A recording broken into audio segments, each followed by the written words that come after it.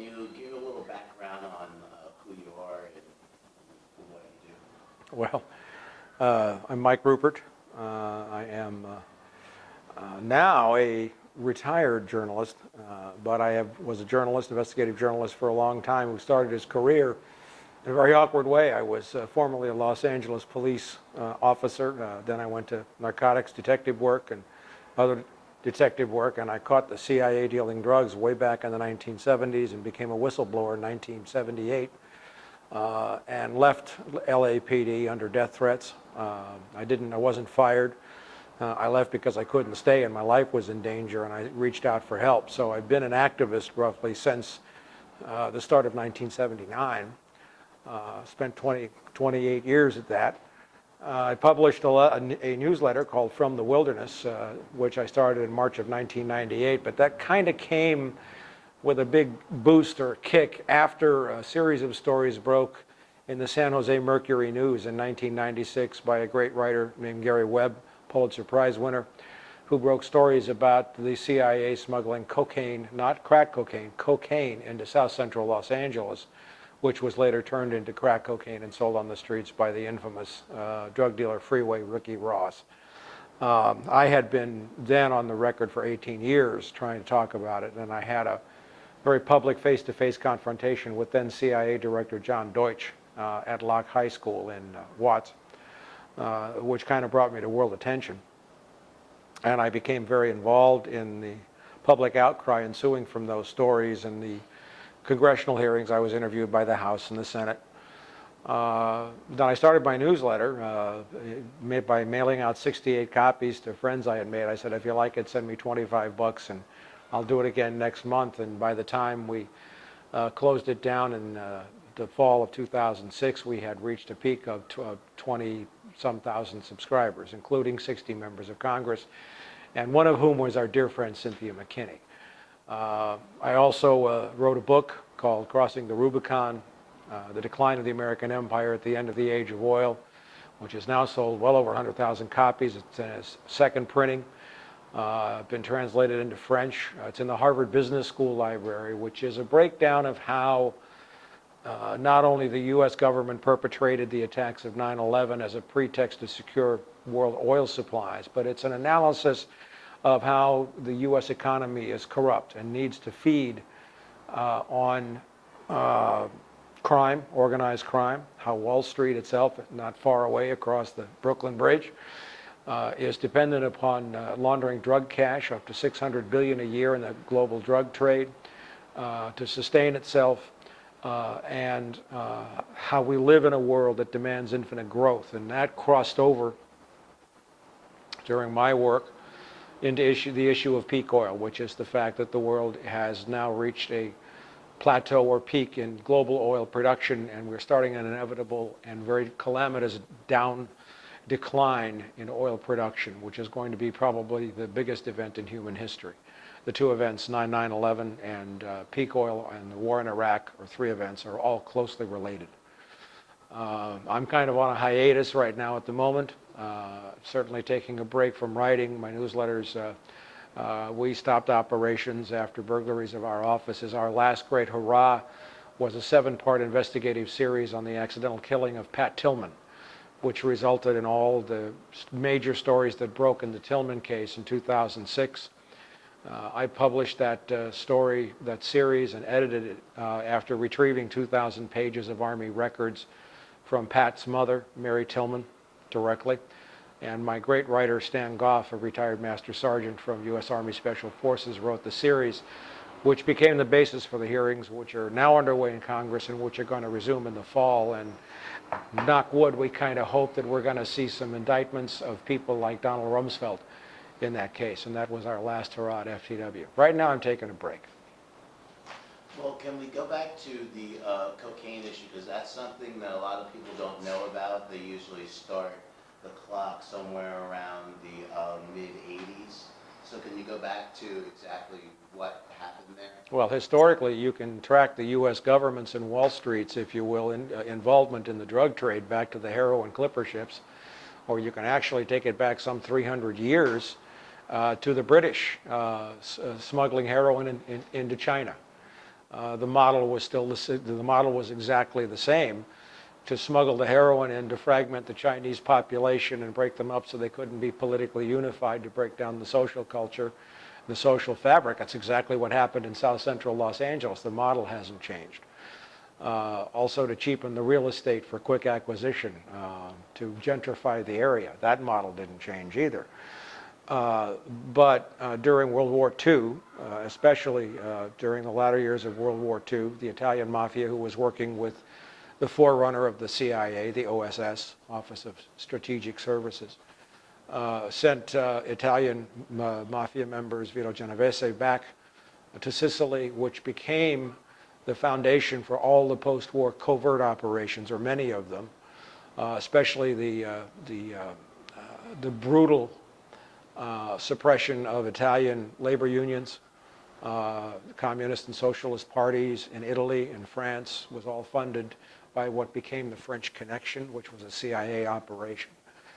But what most people don't understand, and that's continued uninterrupted. In other words, what I saw that was happening in the 70s was Kurdish heroin, or heroin smuggled through Kurdistan to arm the Kurds to fight against, and it continues to this day.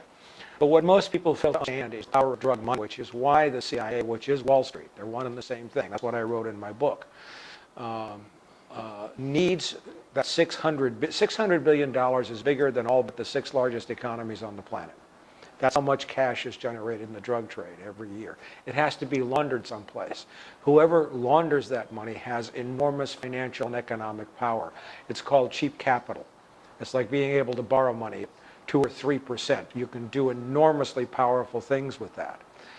Also, when corporations, and I'm not making these up, this is fact, like R.J. Reynolds, Nabisco, General Motors, Philip Morris, General Electric, get caught, they sell their products for drug cash, which they don't declare, and sneak it onto their company's bottom line or net profits.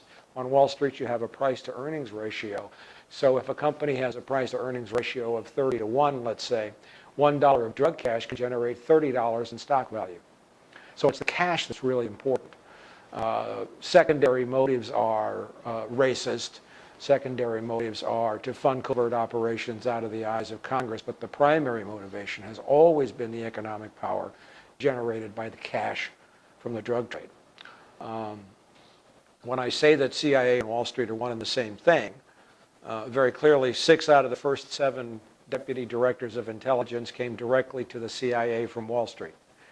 The act creating the CIA in 1947, the National Security Act and the CIA Acts of 1947, was written by Clark Clifford, a Wall Street banker. It was designed for them by Alan Dulles, who was one of the senior partners in Sullivan & Cromwell, the largest law firm, or one of the most powerful law firms on Wall Street. Bill Casey, who was Ronald Reagan's CIA director, was a stockbroker. So, I mean, the interrelationship between CIA and Wall Street is absolutely like that. And that's what's important to understand. I think most people have this kind of illusion of the CIA, especially now after the whole, bad information type thing versus the idea of that they were strategic, quote, blunders.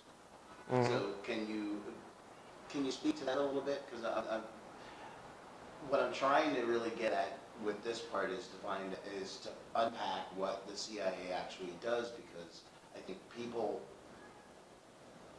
don't, when they're looking at like outcomes, possible outcomes, mm-hmm.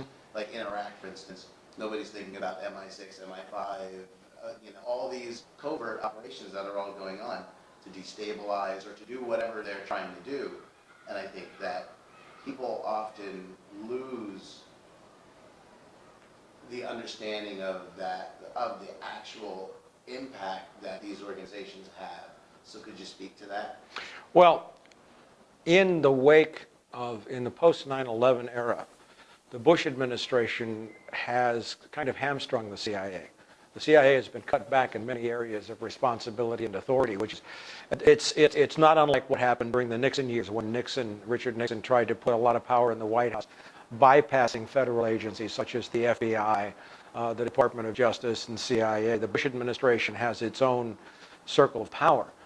The intelligence agencies, if you're talking like CIA, MI6, or excuse me, yes, MI6 is correct, serve the role of execution of the grander economic plans and the economic analysis. Now, I've written and I've said for a long time that the primary objective in Iraq was never to have a democratic nation. I have said that the objective in Iraq was to balkanize the country, to break it up into a lot of little pieces. Why? Because if you look at where the oil is in Iraq, which is the only reason we're there, it's only in a very small sliver of land running roughly from Basra in the southeast up to Mosul in the northwest in the Kurdish areas, a very small strip. So from a strategic standpoint, the rest of Iraq is valueless. And from a military standpoint, it's much easier to do what was done in Yugoslavia, to have Serbia, a Croatia, a Kosovo, and to have the little areas that you can police and control, so you don't damn the rest.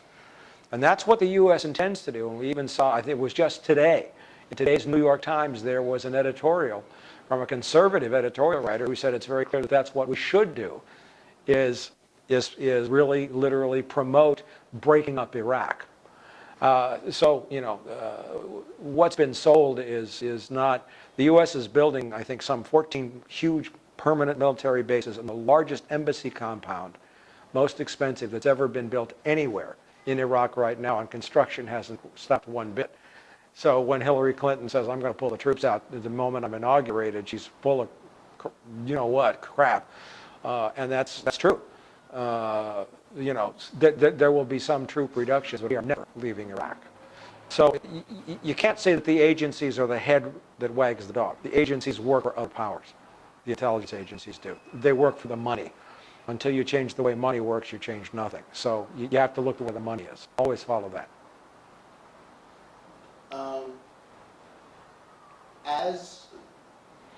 As Iraq has evolved, and I guess as the conflict has evolved, and I guess people start our conflict at, once again, when George Bush said, okay, well, now we're going to go to war, versus the idea that actually we started bombing them back in the early 90s and we haven't stopped. No-fly zones, bombing raids, on and on and on and on. I guess I'm just kind of step up to where we are now with the whole 9/11 issue, and kind of go backwards and say, okay, well, how did we get here? We got here because the world is running out of hydrocarbon energy. Iraq has, in terms of conventional oil, and by conventional I mean the stuff that you and I know that has been pumped out of the ground for 100 years. I'm not talking heavy sour oil like is found in Venezuela, which is like a tar sand. Up in Canada, it's the same basic stuff, although in Venezuela it's packaged differently. Iraq has the second largest reserves in the world. Saudi Arabia first, with maybe 90 billion barrels, or maybe 900, billion barrels. Iraq with 90 billion barrels. Cut.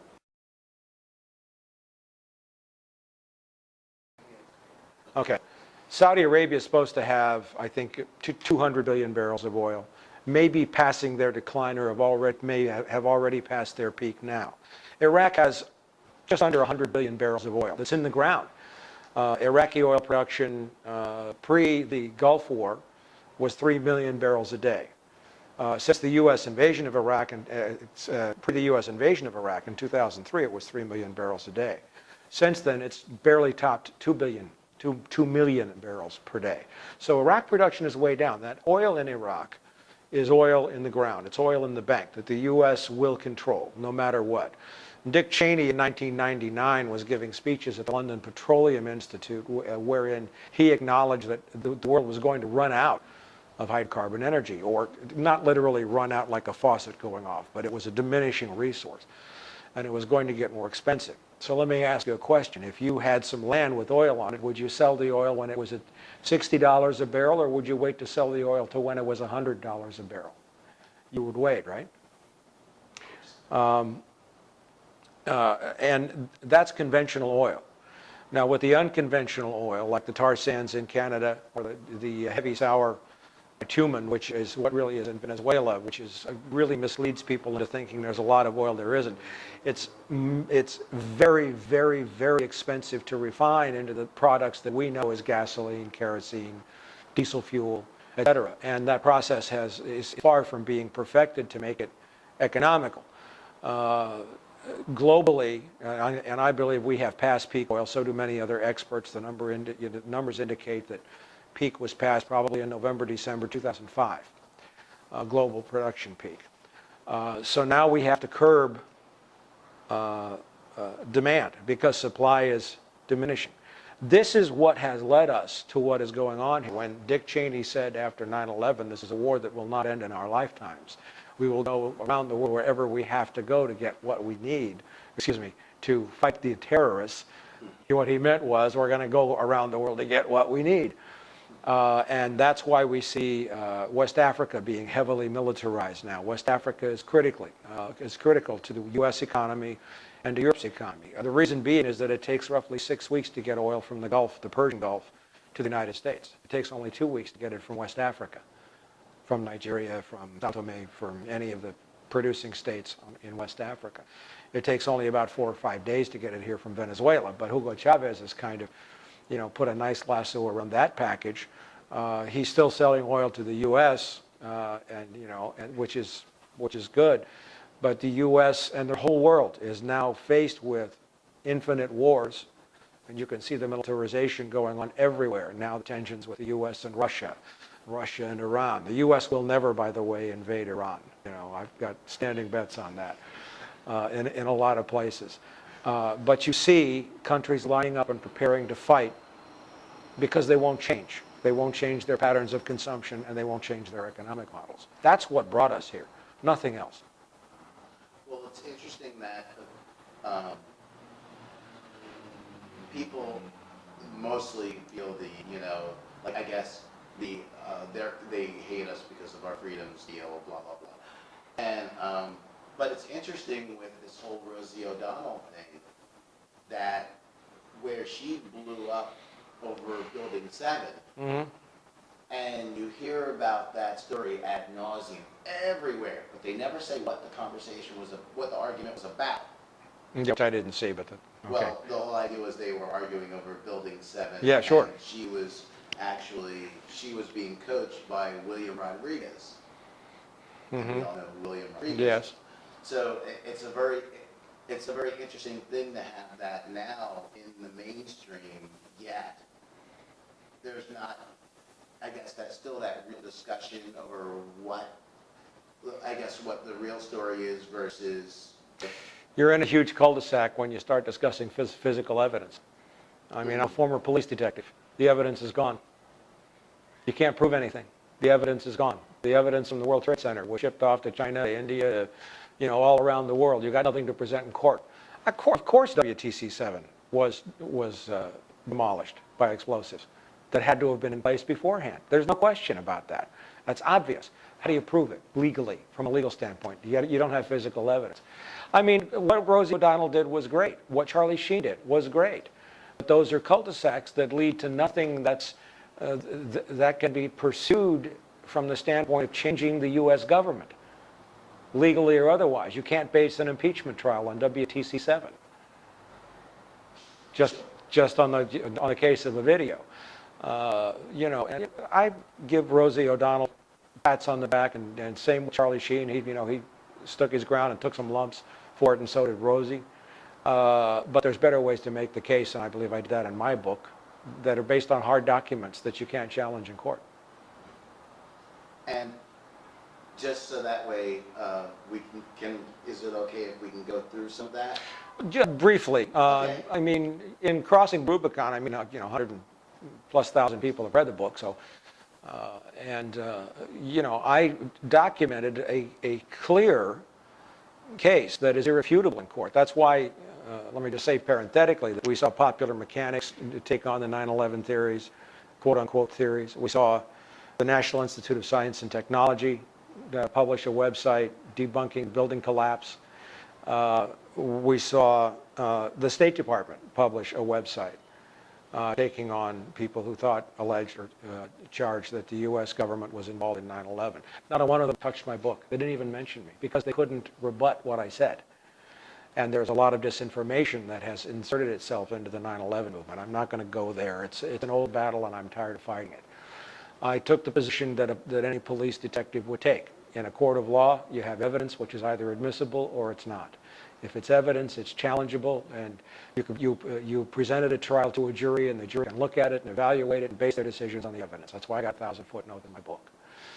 So we showed basically that the U.S. government had complete forewarnings, specific to the point that hijacked aircraft were going to be crashed into the World Trade Center the week of September 9th. Insider trading on the stock market showed that it was going to be United and American Airlines. Insider trading, which the CIA monitors, okay, or trading which the CIA monitors on a regular basis. We showed that there was a clear trail of 6, 7 of the hijackers having received training at U.S. military bases, that 6 or 7 of the hijackers were still alive, that that the FBI was deliberately sabotaging many major cases which could have prevented the hijackings on 9/11. We show that the command structure of the military, which had been in place and functioning and working perfectly, was changed in 2001 to give Dick Cheney, the vice president, control of all war games, to change the response protocols for fighter aircraft in the event of hijackings. I mean, we see clear-cut premeditation, and in a murder case, you've got to show means, motive, and opportunity.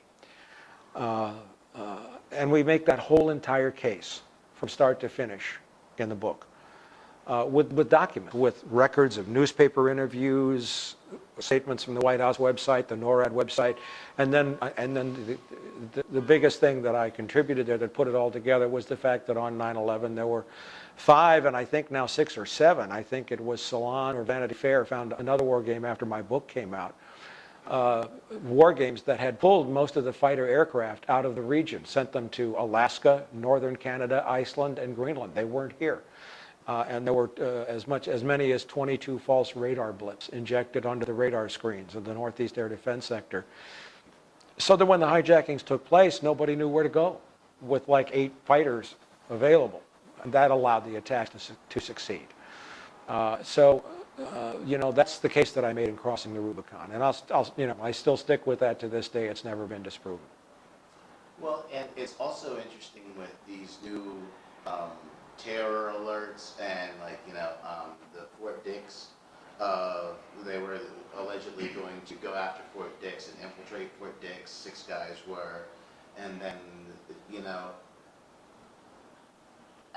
I guess the humor of how they were caught kind of just shows that, to me, it's more of a psychological operation than anything else. Well, because the reason why I say that is because Milton Bearden was very clear to say that they had taken extremely well to covert operations against the Russians, which were the 2nd largest military on the planet. Mm-hmm. Now, to me, and I'm not planning on blowing anything up, but I would think if I were going to, and if I were training my militia, mm-hmm. I would probably not go to Circuit City to have that tape dubbed to a DVD so I could distribute it. So, I mean, it's things like that.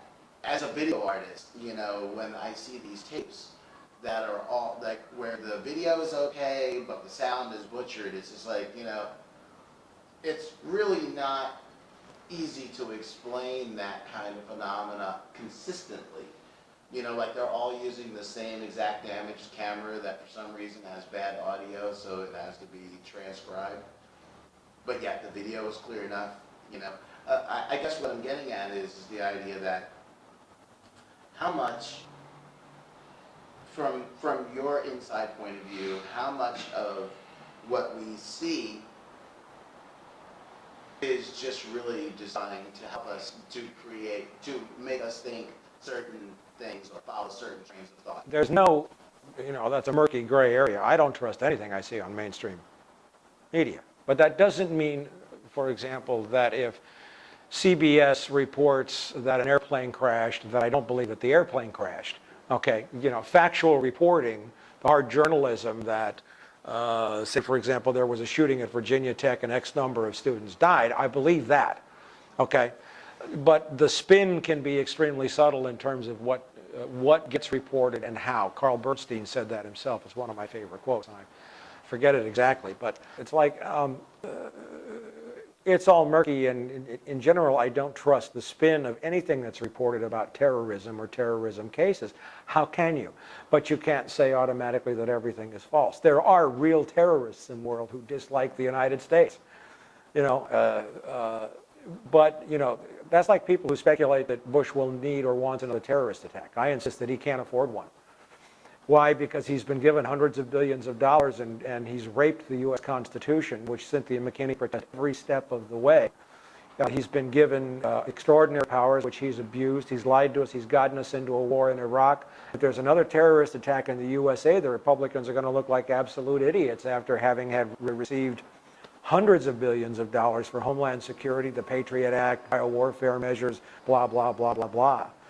And cut, my phone's ringing. I'll have to call you back. I'm live on camera.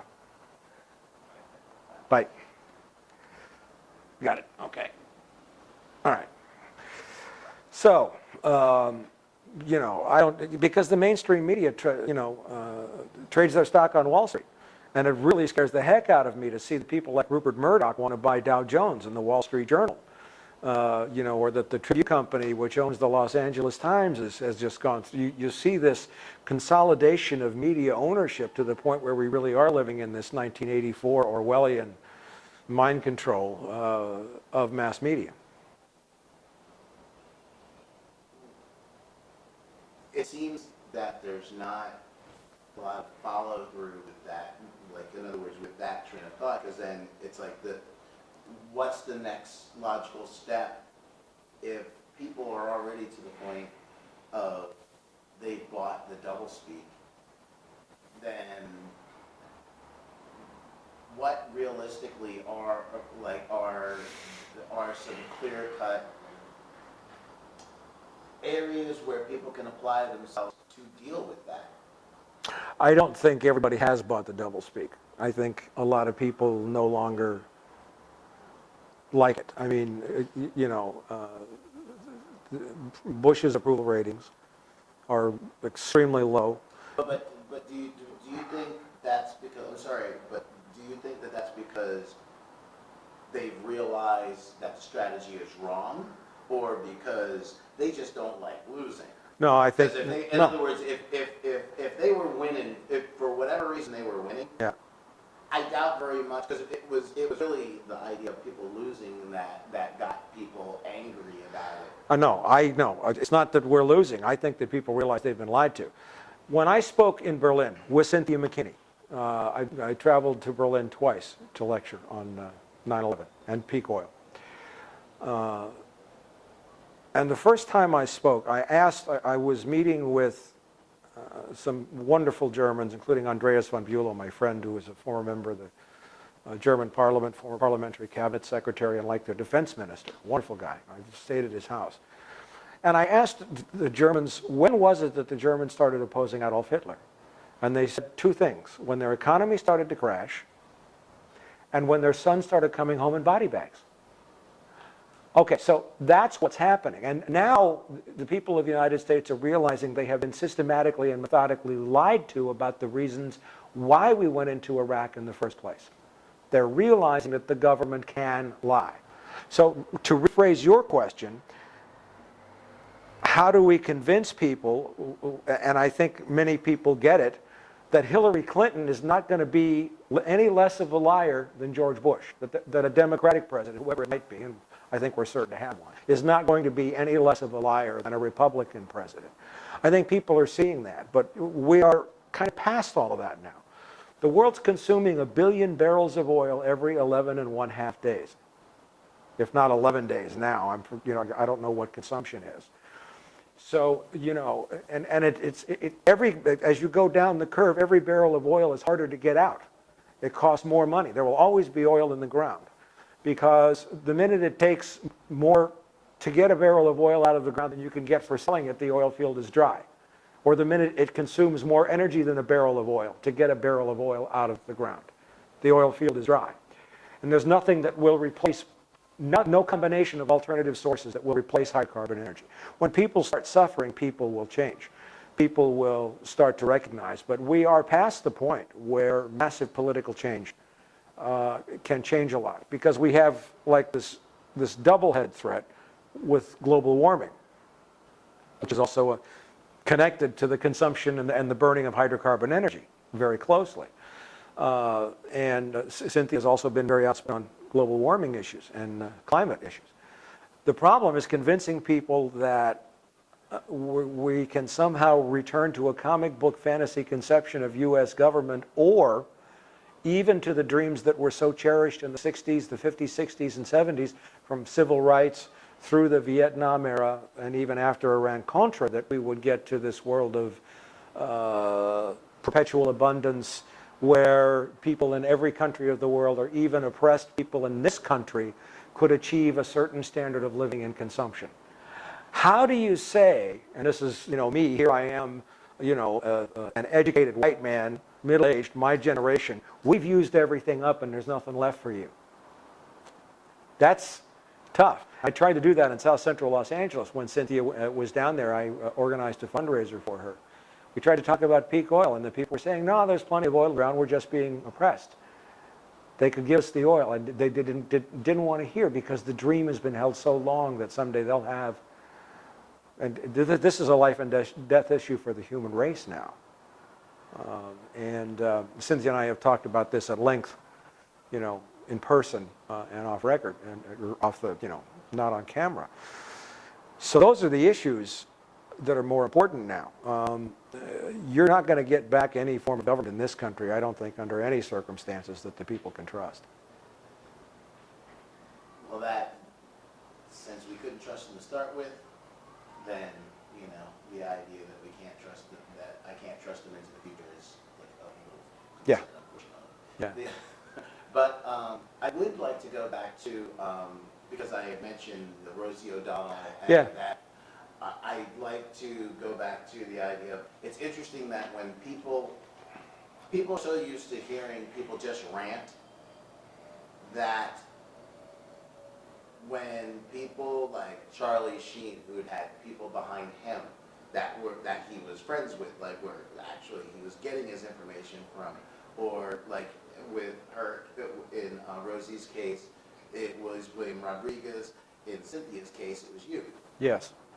So can you go, because most people, of course, who always argued with her, none of those people actually talked to any researchers who would actually done the investigation or first person homework. Can you go into how that relationship happened? With Cynthia? Yes. Oh, Cynthia and I have been friends long before 9/11. I met Cynthia back in 1999 when I was doing work on CIA and drugs. Cynthia McKinney has always been one of those people. She answers like all her emails to just ordinary citizens. She takes telephone calls. And I was introduced to her by a dear friend, Al Giordano of Narco News, who is a wonderful, he's just a great guy, and he has developed a whole new cadre of really guerrilla news. That's another great group, Guerrilla News Network. But Al has taught like a whole generation of young writers how to function outside the system. And he's taken on the New York Times, he operates all throughout Latin America. And it was Al who hooked me and Cynthia up. And Cynthia and I hit it off immediately in 1999. And so we had been talking for a long time. That was 2 years before September 11th. And I started publishing stories. I broke a lot of the early major work on 9/11. The insider trading stories and stories about advanced knowledge that was provided by other intelligence agencies to the U.S. government. And I was sharing that with Cynthia along with full documentation. And of course, when she made her statements on the radio in 2002, with Dennis Bernstein of KPFA in Berkeley, she was, her questions were solidly based upon evidence. Who knew what, when, and what did they know? Of course, we all saw what happened to her, but she came back. And so I was feeding her information that was documented. And she's always known that she could trust anything I gave her because I could back it up immediately. And she's never been challenged on the facts of anything that she said for me. Other people, unfortunately, and again, I'm reluctant to go into a mudslinging match. I've bought into some disinformation. Other big names, some celebrities have been fed some disinformation, which can and will be disqualified. But you see, the question is not who outside is saying what a Charlie Sheen says, or Rosie O'Donnell says, or what Cynthia McKinney says, even a Cynthia McKinney, 6-term congresswoman. The question is, at what point do the powers that be get afraid, or at what point are they threatened by the public reaction to what's being said? Has that threshold ever been crossed with 9/11? No, it hasn't. And see, so their job has been to contain. My agent once said to me, geez, Mike, if they assassinated you, we'd sell 2 million copies of your book tomorrow, and they might have hearings. And I said, we can pass that option, please. But we have never reached a point where impeachment was on the table with regards to 9/11. We have never reached a point where a prosecutor here in New York, or in D.C., what you have to have is a federal prosecutor bring murder charges. Okay, we've never crossed that point, and the powers that be have never been threatened to the point, and they've put people like me out of business. I mean, they have, the history of the sabotage efforts against my operation goes back years. I mean, they won. Can you talk about that? Well, I can say that I won a lawsuit in court against an employee who was sabotaging my operations from within by mailing packages to the wrong address, by tearing up checks, by failing to fill customers' orders, there were a number of attempts to sabotage my business over the years, and they were all documented on my website, From the Wilderness, which is being permanently maintained as an archive research site on the web, www.fromthewilderness.com. And there are a lot of things that have been done. It's like the day after Charlie Sheen first made his statements about 9/11, he was accused of being a pedophile. And you look at Rosie, there was another actress, I forget her name, theatrical film actress, who made statements about 9/11. And all of a sudden, she couldn't get work anywhere. And she retracted her position, and now she's working again. Okay? But all that matters to the powers that be is this any threat to us? And the 9/11 movement's never crossed that threshold. And there's an old saying among homicide detectives that, your prime time to solve homicide is the first 72 hours. After that, the more the time extends out, your chances of solving the case diminish rapidly. If you take, for example, John F. Kennedy or Bobby Kennedy, about which I know a great deal, that was a CIA hit from start to finish. Here we are 3-4 decades after those murders, and those cases aren't going to resurrect themselves. We're now 5 years post 9/11.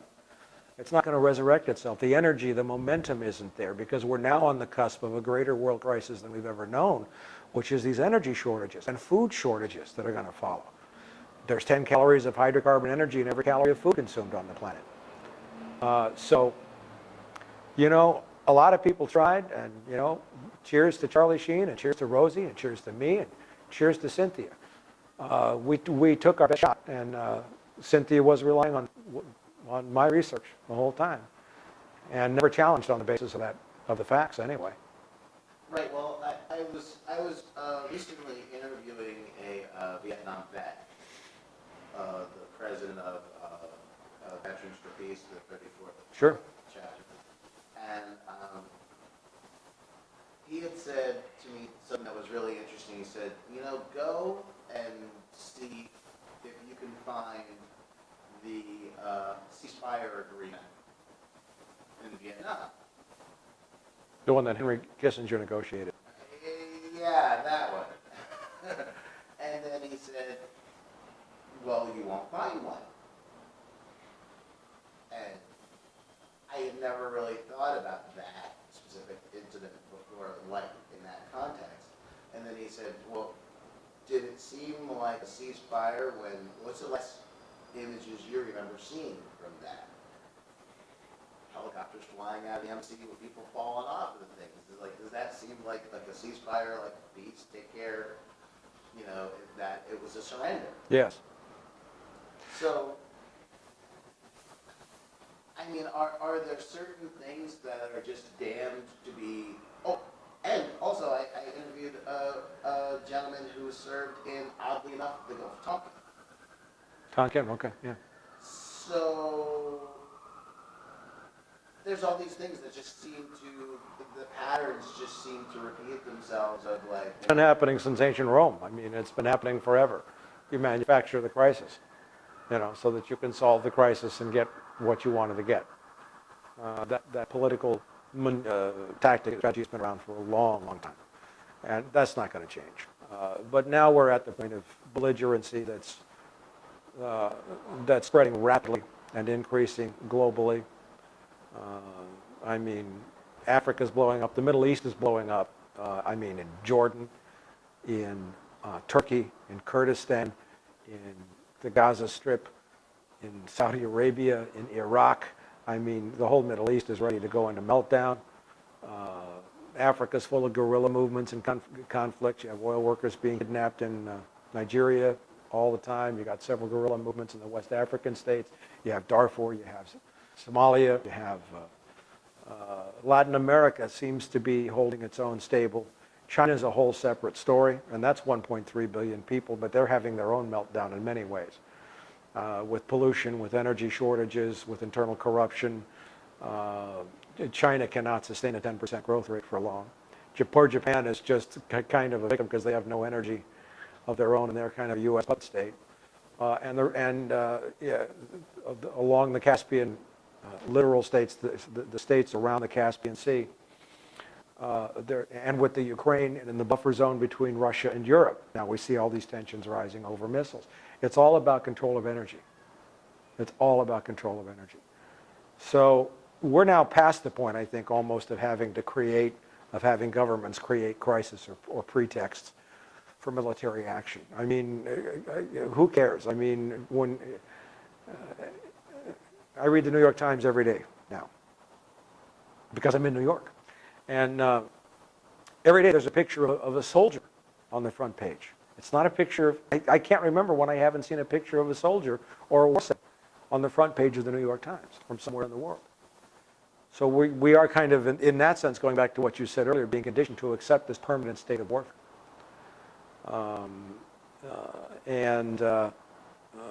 I don't know how we stop that. I read a great story from a colleague, a former colleague today, who said we have to live as though we can make a difference. We have to try. You know, I applaud the sentiment. That's the way I believed and acted for 28 years. But I think there's also a time when you have to look to your own lives and your own families and take a rational assessment of the world around you and decide how you're going to face the next 5, 10 years. Because you're not going to recognize the planet in 5 or 10 years. Why do you say that? Peak oil and food shortages, and global warming. You've just had 2 Middle Eastern countries, 2 Arabian countries, switch from the dollar to the euro. Kuwait and the last was Syria. And Syria, thank you, have switched out of pricing oil in the dollar. And of course, that's something I predicted a long time ago. But you have to put the cart behind the horse. If I take a $20 bill out of my wallet, I look at it, there's no power in that $20 bill. I can't stuff it in the gas tank. Nothing will run off of it. I can't eat the $20 bill. Money is a symbol. It represents the ability to do something, to do work, either to produce food or something else. Energy is the ability to produce. So the horse really is energy. In other words, von Clausewitz said war is the continuation of politics by other means. Politics is the continuation of economics by other means. Economics is the continuation of energy by other means. Okay? If you can't do work, I mean, money is worth nothing if there's nothing to buy. You can't go fishing if there's no fish. So the currency wars, if you come back to the United States, we're 5% of the world's population, consuming 25% of the world's energy. In a situation of supply and demand where you can't control supply because we're past peak, the only thing you can do is control demand. You need to destroy demand in the United States. How do you do that? You collapse the United States economy slowly and in stages, which is a slow burn. I had thought that there was going to be a fast burn, a fast crash. I see it now happening in stages. But we're at a point where things could tip at any moment. You know, the housing market already imploding. People who thought, you know, they had all kinds of money in their homes are now, bankruptcies are at, you know, record levels, et cetera, et cetera, et cetera. People are in more debt than ever. And you destruct or destroy demand. And the only way you can do that is by crashing an economy or scaring people, which happened about almost exactly a year ago at the height of the summer travel season when aviation fuel was in very short supply. And suddenly in Britain they had the biggest attacks, discovered the biggest plots since September 11th, and they canceled like 5,000 flights around the world, which staved off literally having to say, we don't have enough jet fuel to supply commercial airliners because the demand for air travel is so high. So currency wars will be one of the major weapons wielded on the battle for control of the way it's being done, which is the wrong way, last man standing. Clearly Russia is emerging and saying, we're not going to let the U.S. dominate world affairs. I mean, that's been in the news a lot lately. China is already an 800-pound gorilla. And so I think we will see regional currencies. And we see that through moves like NAFTA. We see this talk about making Canada, the U.S., and Mexico one big country, and that's been happening slowly and in stages. I think we will see ultimately 4 probably regional currencies. A euro, a currency springing from the Shanghai Cooperation Organization, which would be China and Southeast Asia, probably in Russia. A currency for North America, which would be the dollar, and a currency for Latin America. And I think that's the way it'll play. But do you think that peak oil will speed or change? In other words, how does peak oil change or affect the trajectory of exactly whether the euro would take over in sales? I don't think there's a necessarily a quid pro quo direct connection between peak oil and the euro's ascendancy. The euro, the shift away from the power of the dollar is a way of passing inflation on. Now, we hide our inflation in the United States because they've taken the cost of gasoline and food out of the consumer price index, which is ridiculous. If the cost of gasoline's up 14% and the cost of food's up, 10, 15%, you can't say that inflation is 2%. It's ridiculous. But you see these other nations moving out of the dollar because their inflation rates are 13 and 14% because the dollar's declining in value, which begins to start this run on the dollar. It begins to start this inertia like the snowball rolling down the hill. Peak oil will reflect itself in oil prices and oil shortages. That's why there's no new refineries being built, basically, because the oil companies know that there's not going to be enough oil to refine to pay off the cost of building a $200 million refinery. So as the shortages take place, you'll see a lot of wild speculation. That's one thing that I really object to, and experts like Matthew Simmons worry about, and people who followed peak oil worry about, is that there are speculators who will play shorts in the market, which can cause some really wild gyrations in the price and hurdle. And the only people who get hurt in those are the little people. The big guys don't really get hurt, the big players, the big money players. So who's going to suffer first? That's the poor people around the world and here. But I don't see peak oil per se necessarily triggering something happening with the euro. It's all part of a package of things with the whole world positioning itself to literally stand on somebody else's shoulders to keep drowning. Well, you had, when you were talking about the correlation situation between the jet fuel and then Britain. So then, is it your assumption that, or your opinion that that was staged, or that also was, now what? Absolutely. I wrote a story about it. It was one of the last stories I wrote on From the Wilderness. Could you talk about that? Well, it was very clear. I mean, there were so many BS, nonsensical things about that. There was a brilliant piece done in a scientific journal. I don't remember it off the top of my head, on what it would take to manufacture an explosive device in the restroom of an airliner, and that basically it wasn't possible. You know, and they were saying, and you know, now a lot of the stuff that you couldn't carry on then, you can carry on now. And it happened at the very peak of the summer travel season.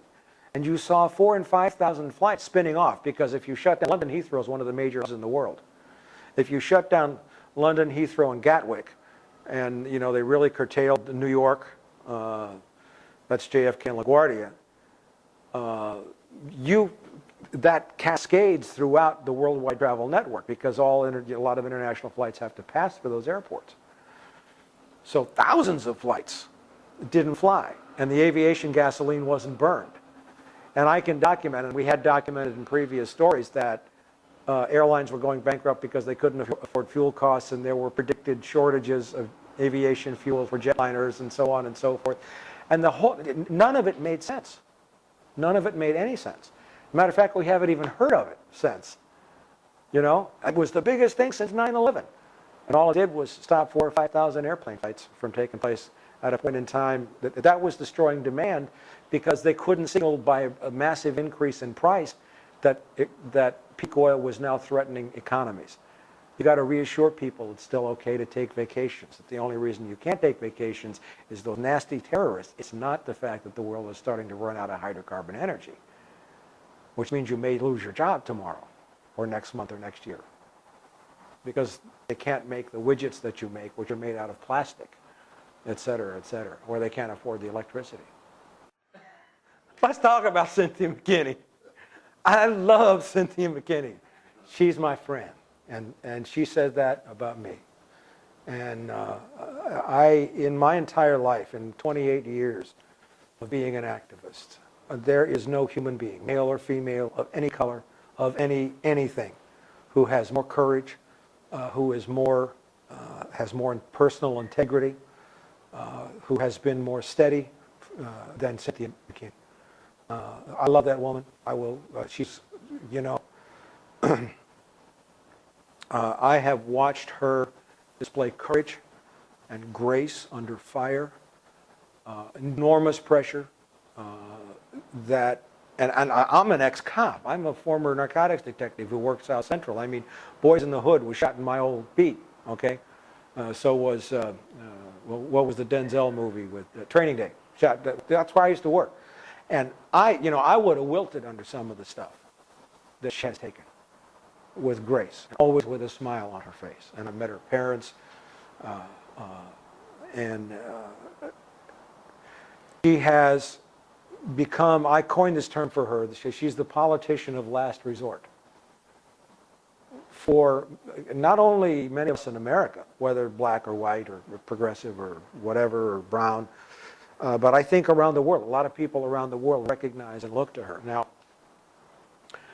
she's fought a lot of battles, and I think she's going to go finish and get her PhD, which is good for her, because I don't think the world is through with her yet. And I just met with her. We spent time with her. We broke bread with her recently, and the fire is not gone from that woman. The twinkle is still in her eyes. The world is going to need her again. And I think that, if I was advising her, as I have been privileged to do on a couple of occasions, I would say, you take care of yourself, you stay in training, and you get ready. She dared to do things. I mean, people talked about Dennis Kucinich introducing an impeachment resolution recently. Well, she was introducing impeachment resolutions against Bush and Cheney a couple of years ago, you know. And of course, we all saw the press do it, just a ridiculous tap dance on her. It was a tap dance with football spikes. And You know, she was out for 2 years, and she got back in the 4th District of Georgia, and I think that she needs to sit and scan the horizon. She is a great woman. She is a woman of historic importance to the planet. And I think she has to be in the right place at the right moment for when the world needs her greatness. The Democratic Party is a shame. You know, is an absolute disgrace. Denying her the seniority that she would have been entitled to when she returned to her seat. That was hers by right, to have the seniority for a 6-term congresswoman that would have made her now a ranking member on some major committees, maybe on some subcommittees, certainly on armed services and maybe international relations. She would have been the chairman of some subcommittees now.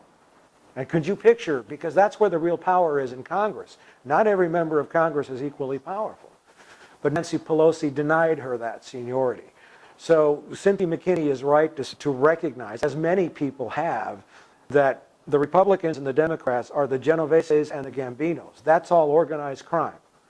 How do you get out of organized crime? But I love that woman, you know. And I'm just grateful to have known and to have found that a woman like that exists on this planet. And I'll just love her till the day I die. What else do you want me to say? Well,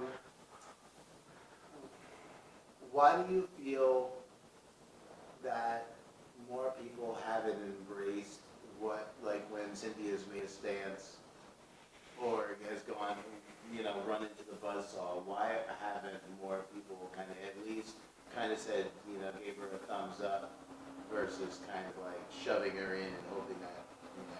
Fear, I think, is one. Cynthia is a pathfinder. I was a pathfinder, okay? We're the ones who like to draw the metaphor. We're moving west out of colonial America to find out what was out there, and or like Star Trek, to explore, you know, brave new worlds or whatever. And Cynthia's bravery scared a lot of people. They were, I think, certainly in Congress, people were afraid of retaliation. I mean, I published that Senator Paul Wellstone was murdered. And I think I proved it. I think I, you know, made a pretty convincing case of that. We have many object lessons. We have the anthrax letters that were sent to Pat Leahy and other members. So hold on that thought, because when the story came out, first everybody said that was the hallmark of Middle Eastern terrorism, and then when it came back to, I think, a base in Virginia, that then all of a sudden the story went away. It wasn't a base in Virginia. It was the fact that a U.S. company, Bioport, I believe it was, that's mentioned in my book, was the only company. It was that and U.S. MRID, Army Research on Infectious Diseases, U.S. Biological Warfare, were the only people to concentrate anthrax spores to 1 billion parts. To that level. Yes, you're absolutely right. Then the story went away. But again, you lay facts in front of people and they don't respond. What do you expect? That's denial, you know. And people tend to deny. Cynthia was way out there, and a lot of people were, I think, secretly cheering for her. But when they saw that Cynthia walked out alone and nobody showed up to back her up, Cynthia became an object lesson, as I did in many ways with the stuff that was done to me in the last year. And I'm through, and I have published that I'm through publishing my newsletter. I'm through with major public lectures, and that's true. I'm going to write another book. It's a novel, okay? Because maybe I can do something that way that I haven't done before. The only reason I'm doing this interview now is because of Cynthia, okay? And because I love that woman, you know. So. Pioneers don't always get recognized, you know, and some pioneers fall by the wayside before the one who goes out and comes back with the gold or whatever. Somebody once said that this is not a sprint, this is a relay. But Cynthia McKinney's far from done, and she can and will strike the right chord, I think. She has broad appeal among white progressives on the left. broad appeal.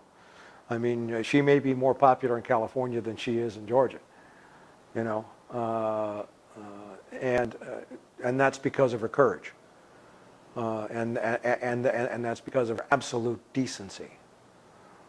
And do you feel that when she was in Georgia, especially like, you know, Georgia has, Atlanta is the home to the largest black middle class in the country. Yep. Yet, because I worked on that 2004 campaign. Yep. And I mean, we had a pitiful amount of money going into the finals, and I was kind of like, you know, here we are, we should have at least a little bit of support from these people. Mm-hmm. Why do you feel that, like, the black middle class hasn't supported her more? The black middle class, well, I'm a white man, so let's make that very clear. So I'm offering that I perspective. think everybody will figure that out. Okay, all right. You know, I think it's time for Jesse Jackson and for Charlie Rangel and for Al Sharpton to retire and get off the damn stage. Okay? The black middle class has enjoyed, they've come a long way. I mean, I'm 56 years old, and I remember traveling to Florida. My dad was in the Air Force Reserve, and I remember the signs when we were driving from Washington, D.C. to Florida. As we passed through Georgia and Alabama, you know, whites and coloreds, you know, on the restroom doors. I remember those. I'm like 4 or 5 years old, and I saw those signs. I remember the civil rights movement. And I went to UCLA from 69 through 73, so I was very sensitized to that. Angela Davis was there, okay, then. I was on the streets with LAPD the night of the SLA shootout. The black middle class has got itself reasonably comfortable. I think reasonably comfortable is not that we have everything that Martin Luther King envisioned for us in the dream, but we sure are a whole lot better than we were. We've got a house, we've got a car, we've got a mortgage. My kid's going to Tulane, or my kid's going to LSU, or my kid's going to wherever he's going. She's going. Don't rock the boat. Revolutions don't start when people's bellies are full. And so that's why the black middle class wouldn't come out for Cynthia. You know, and they've been woefully taken advantage of and taken for granted by the Democratic Party. You know, and that's why you see some ridiculous crossovers, you know, like Condoleezza Rice and, you know. But anyway, and you know, it may come down to, we have to look at, because we've come a long way since the civil rights movement, that we have to look at, redefine issues now in terms of class instead of race. Yes, racism still exists, obviously, you know, but certainly not as bad as it did 20, 30, 40 years ago. So we may have to define things in terms of class, in terms of who gets eaten first. And white people may have a harder time accepting that. But, you know, during the Great Depression, and I'm starting to look back, I'm starting to do some research now into the way things worked during the Great Depression. Then you had the rise of the Klan. But I think in the next Great Depression in the United States, you will see a much greater bonding along racial lines and identification that way. And that might be the moment that Cynthia McKinney needs, because white progressives love her, you know, and every white progressive knows who she is. Well, and it's interesting that you kind of, you know, I guess can kind of forecast a pivotal moment, because then COINTELPRO was designed to forecast and then exterminate that very moment, or extinguish that very moment. Yes. So then, how do you feel the government, because I think most of the time we talk about struggle from the perspective of, okay, this is what we do, and there's no opposing force. So then, where do you think the government kind of comes into? I mean, even the term, like we always stumble over the terms like black, white, all these things. Yeah. And it's like, I mean, the term white came from the idea of unifying people around a specific color, so that way they could push them away from the enslaved people, because they didn't want the indentured servants getting in like, hey, wait a minute, we're both getting screwed here. So that's where the term white came from. So then what do you think the new white is when that happened? Well, again, status quo is not going to be the status quo. In other words, we now have this thing called peak oil and global warming coming down across us. What happened to all the victims of Katrina? And there were a lot of white folk in there, too. Well, they're all better now. Yeah, well, not all of them. But, of course, there were a lot of blacks dispossessed. So clearly we see examples where one's race doesn't protect one from being screwed by the government. Okay. As peak oil emerges, and I see the economy breaking down seriously, I also see ultimately, and now I'm looking down the road decades, but I see the United States breaking up, even a potential civil war within this country, regionally. You know, as the regions that are being exempt refuse to send aid or let themselves be sucked dry of resources to support resources, or to support regions that are sinking. I mean, there are projections that half of Florida could be underwater within a decade and a half. There are projections that a Cat 3 hurricane can hit Long Island within the next 5 years. And that would be 20 times worse than Katrina. So, this is like throwing all this stuff into a Waring blender and just hitting the puree button, which is the highest speed, and you don't know what's going to happen. And leadership is going to be recognized by a whole different set of standards. It won't be, because in the modern industrial area, I think we're entering the postmodern era now, so to speak, or whatever you want to call it. We're just on the cusp of that, where children of the current generation and their grandchildren are not going to have the same benefits that we've enjoyed. Diminishing resources, diminishing standards of living, et cetera, et cetera.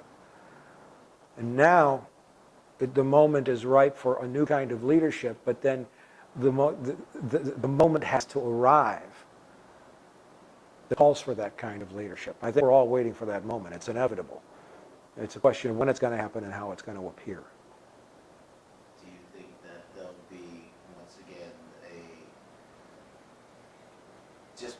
just as they didn't want the rise of any black messiah, and they didn't want any rise of anybody like John Lennon, who also had kind of a cross-cultural appeal, then do you think that this government is capable of allowing something like that to happen? Because just throughout time, no matter who poked up their head, as soon as they poked up their head big enough that they were an influence on others, they were silenced. Well, they've left legacies. I mean, Martin left a legacy. John and Bobby Kennedy left a legacy. John Lennon certainly left a legacy. Cynthia McKinney has, and she's not done yet. And even I've left a little legacy. And those legacies change things more than people realize. But I think we're reaching a point where governments may not be able to prevent certain things anymore. Because we haven't changed the way money works. We still live on a planet that is based on an economic system which demands infinite growth. Infinite growth is not possible. And until we change the way money works, we fundamentally can't change the fact that we're driving the planet off a cliff, whether it's through global warming or economic collapse due to peak oil food shortages, or new diseases that are appearing. Mother Earth is alive. And we could be considered an infection, and she could develop a fever to get rid of the infection. So these, what's coming is, who knows what it's all going to look like. But I'm glad that Cynthia McKinney's still alive, still got some fire. I want her around. I want to know what you got to say when it comes time for whoever the next generation of leaders is going to be, and who's going to step up. Thank you very much. My pleasure.